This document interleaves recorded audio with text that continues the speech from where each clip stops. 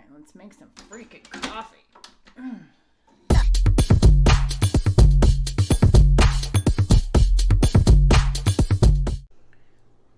Alright, let's do this damn thing. Hi, welcome back to my kitchen. We're going to have a little coffee talk today. For those of you that are new here, hello and welcome. Thank you for stumbling onto my little vlog / slice of life / the place where I talk about things that I want to talk about. And sometimes it's funny. Sometimes it's messy. I mess up the whole kitchen, and sometimes I cry. Because we're keeping it real here. It is snowing today in Wisconsin, in the southeast corner where I'm at. It's lovely. Flurries, not like blizzard snowing. I don't believe that this snow will be sticking because it's going to be 60 degrees. I don't think, not tomorrow, but like Monday, Tuesday, it's going to start to warm up. So also, I wanted to acknowledge while I'm here that there was really, really bad weather last night across the Central Plains, right in the heartland. Arkansas, Tennessee, Kentucky, Illinois. Devastating tornadoes have gone through that part of the country, and a lot of people have been killed. And so I just wanted to acknowledge that. And, if you're the praying type, please pray for those folks and their families, especially it's the holidays and everything is already stressful, right? We have COVID, we've got all these things, and then this happens. And so tornadoes like that are common. This time of year, it's really weird, especially if you don't live in the Midwest, right? Or if you don't live in the United States. Like our season, like the fall season, because believe it or not, it is still fall, is a bit weird. We can go from 70 to snowing in the course of a day. We can have tornadoes, like we could have, torrential rains. A lot of really random things happen. So this is that time of year, and oftentimes, especially with tornadoes, you just don't get a lot of warning. They just drop right out of the sky, right? So, and we had straight line winds here over the summer, and that was, no power for 3 days. It was trees down all over the place, people's houses catching on fire. Certainly not the devastation of what we saw last night, but again, if you are the praying type, please keep those families in your prayers and in your thoughts. So I wanted to do a little chit chat, a little coffee talk. I think what do they call it? A coffee clatch? There's a thing. I'm gonna look it up. I'm pretty sure that's what this is. Although normally I think there should be other people here. Okay, so one of the things I want to talk about this time of year is setbacks and you could really fill in the blank here with anything. Setbacks with weight loss, ED recovery, addiction, anything like that. And this is just things that I have found over my own journey that have worked for me, and they may or may not work for you. And I also want to recognize that some of the things that I might say or suggestions I might make may not be something that is available to everyone, and I fully recognize that, right? So, when we start to talk about and I think it's very easy, especially on the internet, right? People only show you what they want you to see, right? And so I think it's very easy for a lot of people to assume, and I think when we look at some of these weight loss channels or fitness channels, and they're very large and they have hundreds of thousands of followers, and and their income is leaked, of how much money they make every single month, and a lot of it is money that most of us, right, can't even fathom making, right, in the course of a month. If you look at someone like an Obese to Beast, or if you look at someone like Stephanie Buttermore, or if you look at, a Jaclyn Hill or whatever, and oftentimes the first thing that people will say is this person, or, even someone like Eugenia Cooney. The first thing that a lot of us will say in our reactions to their videos or reactions to a reactions video or a live stream is get off the internet and get therapy. Okay. And yes, you can get off the internet, but access to therapy is not something that everybody has. And I think that it's very easy for us to kind of forget that people who are on a journey, whether it's, addiction recovery, ED recovery, weight loss, a lot of us don't have insurance, right? A lot of us don't have insurance that covers, the proper therapy, or they don't qualify, especially with ED. That's a little bit weird. It's difficult sometimes to be able to qualify for that type of, therapy or inpatient or whatever that you may need.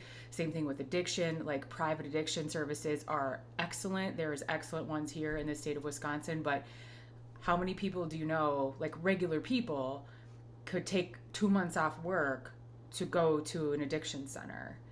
Like that's just not something that is available necessarily to all people, and that's something that, as an organ, as a country, right? Like as a society, like something we need to work on and try to figure out how to make access to care a little bit easier, right, for folks, right? And especially when they need it, and especially when you start to talk about like, addiction and ED and all that stuff, and even, like, binge eating. I mean, they can be very deadly, So I just want to put that out there, because I don't want anyone to feel like, oh, like just go get therapy. Like it isn't that easy for everybody, and I don't want anyone to feel, you know, unwelcome on my channel is my thing, right? So, and I don't want to offend anybody, at least not on purpose. Like I might purposely offend you one day, but at least not on purpose. So anyway, so this is the time of year, right? And if you include Halloween, Halloween through Thanksgiving, through Christmas, through New Year's, and then we blink and it's Valentine's Day, right? And so this is a time of year where we're really surrounded by a lot of things that can impact our recovery. There's food everywhere, right? There's food coming out your ass. It's in your face all the time. Whether you work remotely, whether you work in an office, whether you work, in a factory, like there's parties and then people are inviting you over. But it can be really hard if you are struggling, like I said, like with a weight loss journey, or struggling with your, ED recovery, or your relationship with food, and likewise with addiction, especially alcohol this time of year. And I live in a state, that prides themselves on the amount of alcohol we produce, right? And we're beer drinkers here. And I personally do not drink. That's just a personal choice, is a preference, because I do have an addictive personality, and I can cross the line between like normal and addicted very easily. I just want to talk a little bit about like what not to do, right? And this is, again, things that have worked for me, and they may not work for you, and that's okay, right? We're all on our own path, we're all on our own journey. But I do see this quite a bit with our girls, right? Amber Lynn, you could probably maybe still include Foodie Beauty in that, although she seems to be on her own journey, like way over there somewhere, which is fine. April Lauren is one of them. You could even include Jaclyn Hill. Like, there's a lot of people that are kind of in this bucket, and I've noticed this, right? That they all tend to follow, a similar path, like when there's a setback. So the first thing, step number one, when you have a setback, right? And whether that's like all of a sudden the scale is going back up, or, you ate off track for the day, or, you missed a couple workouts, or you skipped a couple workouts, you just weren't feeling it, whatever it is. First things first, don't panic. Okay. And I'm going to tell you why. So let's talk about cheat meals, right? Or if you're just off track with your nutrition. First things first, carbohydrates and salt, right? So let's talk about my favorite food to eat. One of my favorite foods, French fries. Okay. And I don't ever not eat French fries. I enjoy them. I actually had some yesterday. Okay. When you eat carbohydrates, especially if you start to talk about like a cheat meal or a cheat day, whatever it is, right? Carbohydrates make you retain water. Carbohydrate, right? So when Nick Icotto says this, it's just water weight, he's not kidding. Okay.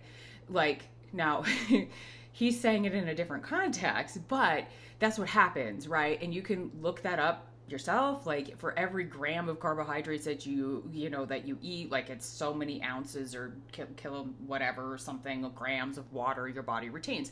So if you go off track and you have pizza, or you eat a burger with like a really good bun and French fries and nachos or something, the next day you're going to be heavier. That's the thing. Right? So the first thing is just understand what's going on in your body when those things happen, especially on the scale, right? So here's a little story about me. This week started off awesome, great, and then starting on Wednesday, my weight went up 2 days in a row, and it went up significantly, like 2 pounds, 2+ pounds, and I'm like, what the fuck is going on? And so then I stopped, right? I did not panic, and there's a couple things going on. Number one is where we are in our training cycle. We are just about ready to test out our 2 rep maxes next week. This week should have been, in theory, a deload, where we don't work with heavy weights. We're not like over conditioning. We're not getting ready for the Olympics, right? Should have been a pretty chill week in the box, and it wasn't, right? Because the cycle was so short. I think it was only 6 weeks, maybe 8 weeks. very, very short cycle. Okay. And so we didn't have time, right, for a deload. And so we had so much volume this week and it was still so heavy, and then just like massive amounts of conditioning. When I do a lot of heavy weights plus conditioning, I tend to gain weight, right? And it's just water weight. Why, right? Because it's just a physiological process. Like when you are using your muscles, water, blood, fluid comes into them, right? Your body holds on to it. It's part of the recovery process. It helps you move, like all those things. The second thing, this is the week, TMI, boys, cover your ears. This is the week that I'm ovulating. And so the week before your cycle starts, right, is, you call it PMS, right? You start to have cravings. You're like, maybe you feel bloated, you're hungry, you're thirsty, you're tired, whatever. So that on top of a really, really kind of awkward week in training, was creating like massive amounts of just like water retention. Oh my God. Like in my brain, first of all, it's like, oh, I should go low carb. I should do this. I should do that. Don't do that. Do not do that. Like, just don't panic. Okay. And then today when I woke up, because yesterday in the gym, we did not have like excessively heavy weights, and the conditioning was not difficult. Like it wasn't super like soul crushing. I lost 2 pounds overnight. And that's with eating French fries yesterday. And I didn't eat like 3 pounds of French fries. And I'm not saying that to be like, oh, you could totally eat French fries and lose weight. That's not the point. The point is I had a higher carb day. But because my training, was kind of like, it kind of mellowed out for the day, my body was able to like release a bunch of water that I was carrying around. So I'm back to the weight that I started at the beginning of the week, or maybe slightly less, like just a little bit less. So I feel good, right? So rule number 1, don't panic. Rule number 2, do not say fuck it. Do not say fuck it. Do not throw in that towel. Do not do that to yourself, right? You owe it to yourself not to say fuck it. Don't, if you have one bad day, one meal, 2 bad days, whatever it is, don't throw in the towel. Like, just get your ass back on that horse, right? And just keep going, okay? And everybody has those days. Like, everybody has bad days. Wreck everything that you've worked so hard for, because you have one bad day. And I do notice that quite a bit, like with our girls. They have a bad week, a bad day, and all of a sudden they say fuck it. And I know that there's more going on there, like behind the scenes, right? Like there's absolutely addiction issues, probably a lot of things that need to be sorted out with professionals, but don't do that to yourself. Don't do that to yourself.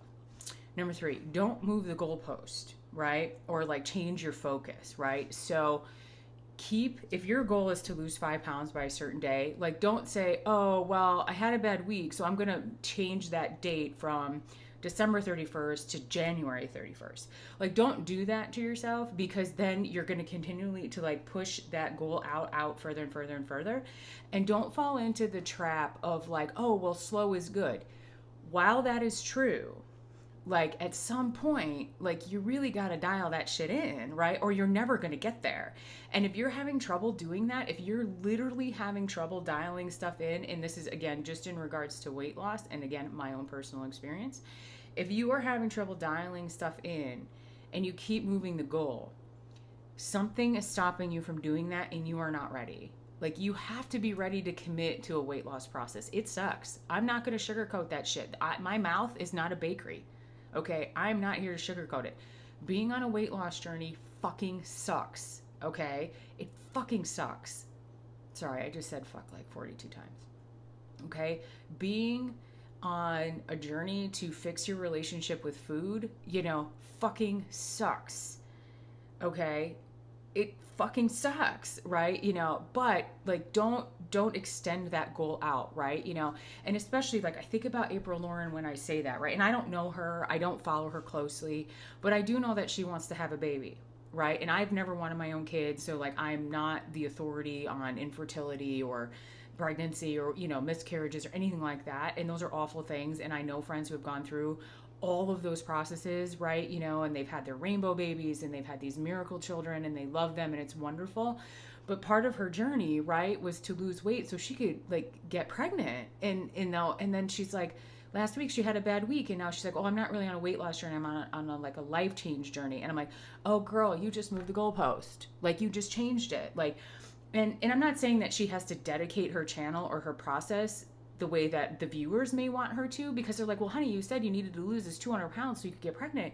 And now you're saying, well, really, like, you're struggling to like figure out how to do that, or you don't want to do that, like I'm confused, right? And that's more of like a content creator, like maybe only sharing parts of the journey and the story and whatever, but like don't do that, right? And I'm not dogging on April. Like, she seems like a very nice girl. I think she's got some things she needs to sort out, right? And that's okay, and she can sort those out offline. Like, that's not for necessarily anything she needs to share with her audience. But don't move the goalposts, right? Amber Lynn does it too, right? She's doing it right now. She's been losing weight on her own, and then all of a sudden there's a therapist involved again talking about intuitive eating. I'm sorry, but you can't intuitively eat when you're 500 pounds. Number 4, right, is don't change the plan. First starting out, like my first thing when I was first starting out with my weight loss journey at 300 pounds, 297 pounds to be exact, I didn't change anything for years, right? Because it worked, right? And there's going to be times that you're going to, want to change things because maybe something's not working. Maybe you've had a health issue that's come up that forces you to change your diet or your exercise, whatever it might be.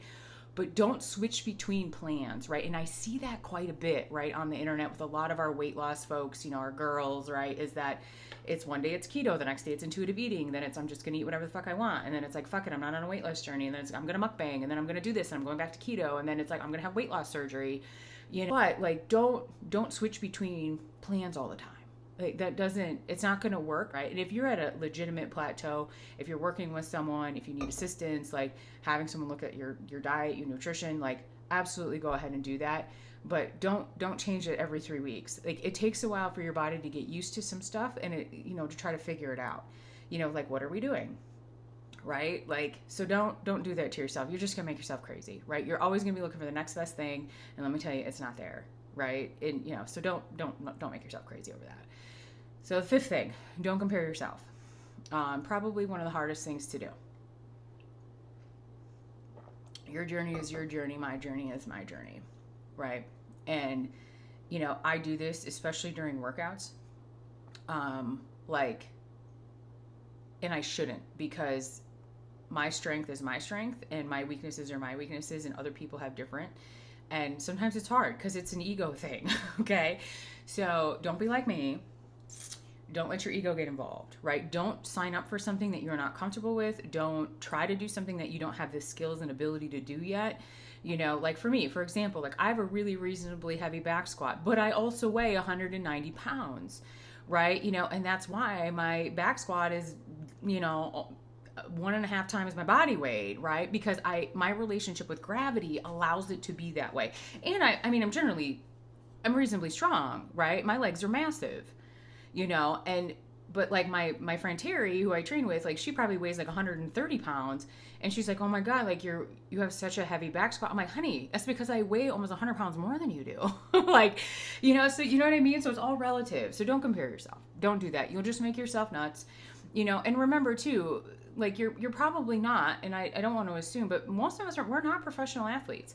Like, I am never going to win the CrossFit Games. I am never going to be Tia Claire Toomey. I'm never going to be, Cara Saunders. I'm never going to be those women. And that's okay, because I genetically don't have that ability, because a lot of that's genetic. I don't have the drive to do that. I don't want to train 8 hours a day. As much as in my brain I think I do. Like, could I? Would it be fun for a little while? Maybe. But I have other priorities and other things, and my purpose on this planet is not to be the fittest woman on earth, right? Like God has already tapped those people, right? And I'm okay with that. And you should be okay with it too. And it doesn't matter, like, again, like don't set yourself up to fail. Challenge yourself, right? But don't go into the gate. And this just happened in my box, right? Like, we have a new girl, and she was like, okay, well, when can I do the RX weights, which is the prescribed weight in CrossFit? And I'm like, honey, you got to crawl before you can walk. Like, and I'm not saying that to make fun of her. She just simply doesn't know, but she's so eager to get there. Like, she can hurt herself, right? And that's where good coaching comes in, right? It's just, prevent her from doing that and help her build up to those heavier weights, right? Versus like, and don't get me wrong, I don't RX weights all the time. Could I? In most cases, yeah. But there's some things I can't do. Like, I can't snatch 135 pounds. Like, I would never attempt that in a workout. Like, I could get it off the floor, but I couldn't get it above my head, and I'm not going to hurt myself over that, so just, take a step back when you start to do that. Don't compare yourself to other people. You're on your own journey. Just be accountable to yourself. That's all you got to be. And, to your coach or your therapist, whoever you're working with, just do that. Trust me. It'll be fine.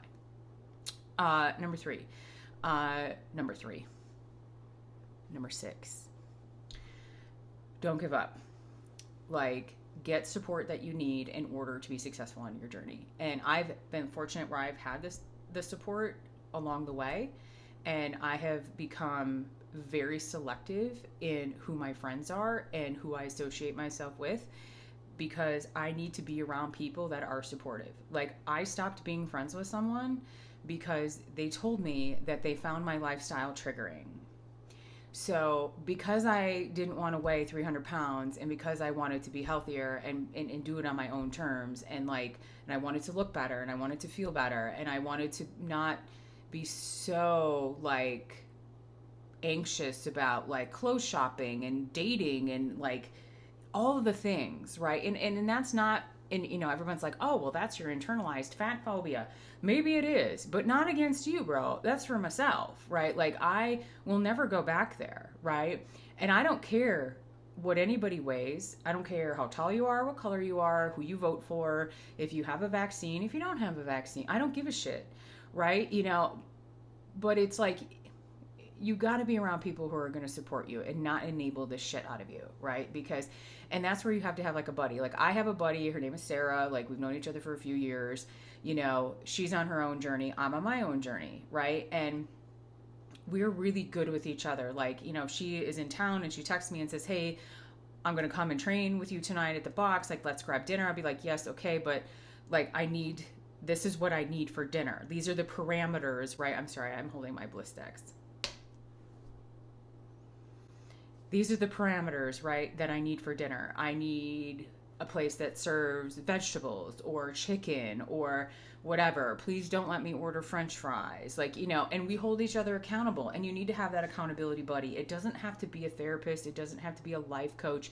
It can be anybody. Be your mom, your best friend, your neighbor, a random girl that you follow on YouTube. I'm just saying, I'm available. Whatever. And you don't have to go about it alone. And if you find that you are constantly sabotaging yourself, I'm going to tell you right now, you're not ready, okay? But you need to take some steps to try to sort that out, and I, again, back to my earlier comment today about access to therapy, all those things. I realize that that's not something for everyone, but there's a lot of resources out there that can maybe help you sort some stuff out, whether it's journaling, vlogging, anything, right? Try to figure out why it is that you sabotage yourself, and I get it. Fear is a massive driver. Fear of the unknown is a massive driver. What am I going to look like when I reach my goal? Am I going to like that? Or are people going to pay attention to me? Am I going to get unwanted attention from, like me? I'm a straight woman. Am I going to get unwanted attention from a man that I don't want because it makes me uncomfortable? You know what I mean? There's a lot of things there's a lot of psychology behind that, especially with weight loss. There's a ton of psychology. Do you have unresolved trauma from your childhood? Is there a reason why you overeat or binge eat? Or if you're on the other end of the spectrum, why you're anorexic, or why you undereat, or why you binge and purge. You got to sort those reasons out, right? And again, I understand it professionally is not always the path, right, that people go or can go, but reach out to your support system and have them help you, right, figure some stuff out so you can be successful. And that leads me to number 7. This is certainly not an all-encompassing list, by the way. I'm just saying, just some things. You deserve to live your best life. And whatever that looks like. And for me, my best life was being strong, losing weight, being comfortable in my body, being confident. Your best life might look like something else, right? And if it's being weight restored, if it's, maybe it's just managing, your relationship with food. Maybe it's not about gaining or losing weight. Maybe it's not about fitness. Maybe it's about doing yoga instead of CrossFit or whatever it is. But when in doubt, please remind yourself that you deserve to live your best life. And it's waiting for you. right? And don't be afraid, right? And I get it. Like, I get that there's like the what ifs that go through your mind all the time. Like, what if I lost weight? And what if that changed, or this changed, or my relationship with people changed? Mine did. Mine did. And it, in a lot of ways, is obviously very positive, but it also sucks in a lot of ways too. Like, I lost friends after I lost 120 pounds. And you don't think that it would be a big deal to people, but it is, because they have their own issues that are tied to their own weight or their own relationship with food that they are not addressing. And so to have someone right in front of them do it and do the things that they want to do, but they're not ready to do or unable to do, it changes how you perceive that person, and it changes how they perceive you. Like a level, it reminds me of how people reacted to Adele when she lost weight. Okay. People thought like she abandoned all the fat girls by doing that. Like, she was the idol, right? She was like this, this god and this big voluptuous woman, and she's the most talented and decorated and probably successful singer of our generation, of the last 100 years, if not more, right?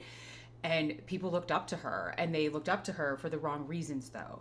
They looked up to her because she's talented, but they also looked up to her because her body looked like theirs, and that is not the right reason to look up to someone, because their body is their body, and she's allowed to change her body. And I know now that there's some speculation that she had weight loss surgery, and she's had obviously plastic surgery done, whatever. That's her business. That's her business. Like, she didn't abandon anyone. She did it for herself, and God bless her for it, right? And so just remember that. Like, you don't owe anyone an explanation for your journey. You don't owe anyone an explanation, to like how you're doing it or why you're doing it, and you deserve to live your best life. And if they don't want to come along for the ride, that's on them. That is not your emotion to process or to own. So with that, guys, have a fantastic weekend. If you are in the areas that are affected by these ridiculously devastating tornadoes, please know that I'm praying for you and your family. All of America is. We will come together. We're going to help people. I'm actually within driving distance of a lot of these places. So if you need some help, let me know. I'll come get you. I'll bring Kitty, and we'll come and get you. And we'll bring you water, food, whatever it is that you need. So take care, guys. I will see you again next time. Have a wonderful day. Go out into the world. Do something amazing, as Pulpy Syntax would say. Also, by the way, he has merchandise now on Redbubble. So if you follow Pulpy, go check it out. I did order an apron today that says "You deserve a plate." And it's kind of funny because it means two things. One, put your food on a plate because you deserve a plate. Don't eat out of a box. And number two, it's kind of a funny like play on words with weightlifting because we lift plates. So anyway, that's all I have for you today. Thank you for being here, and I'll see you guys again soon. Bye.